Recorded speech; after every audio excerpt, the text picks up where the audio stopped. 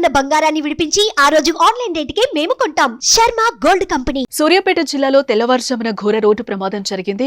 చివెంల మండలం ఐలాపురం వద్ద ఖమ్మం జాతీయ రహదారిపై ఆగి ఉన్న లారీని ప్రైవేట్ ట్రావెల్స్ బస్సు ఢీకొట్టింది. ఈ ప్రమాదంలో బస్సులో ప్రయాణిస్తున్న 2 మహిళలు సహా 4 మృతి చెందారు. మరో 17 మందికి తీవ్ర గాయాలయ్యాయి. ట్రావెల్స్ బస్సు ఖమ్మం మీదుగా ఒరిస్సా నుంచి హైదరాబాద్ వైపుకు వస్తుండగా ఈ ప్రమాదం చోటు చేసుకున్నట్లుగా తెలుస్తోంది. బస్సు టైర్ పేలడంతో అదుపు తప్పి ఆగి ఉన్న లారీని ఢీకొట్టింది. ప్రమాదం గురించి సమాచారం అందుకున్న పోలీసులు ఘటనా స్థలానికి చేరుకుని సహాయక చర్యలు చేపట్టారు. క్షతగాత్రులను చికిత్స నిమిత్తం సూర్యాపేట ఆసుపత్రికి తరలించారు. ఇక బాధితులంతా ఒడిశాకు చెందిన వారిగా గుర్తించారు. వీరు కూలి పనుల కోసం ఒడిశా నుంచి హైదరాబాద్ వస్తుండగా ఈ ప్రమాదం చోటు చేసుకుంది. ఈ ఘటనపై పోలీసులు కేసు నమోదు చేసి దర్యాప్తు చేపట్టారు.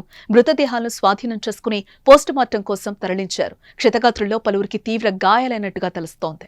4 గంటల సమయంలో ఐలాపూర్ గ్రామం చివెల మండల్లో ఖమ్మం హైదరాబాద్ హైవే పైన ఆగి ఉన్న లారీకి ఛత్తీస్గఢ్ ఒరిస్సా సేనాపూర్ నుంచి లేబర్ వర్కర్లతో వస్తున్న బస్సు లారీకి వెనక నుంచి డాష్ ఇవ్వడం జరిగింది.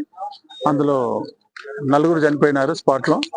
18 మందికి ఇంజరీస్ అయినాయి. వాళ్ళందరినీ 18 మందిని ఏరియా హాస్పిటల్ సూర్యాపేట తరలించడం జరిగింది.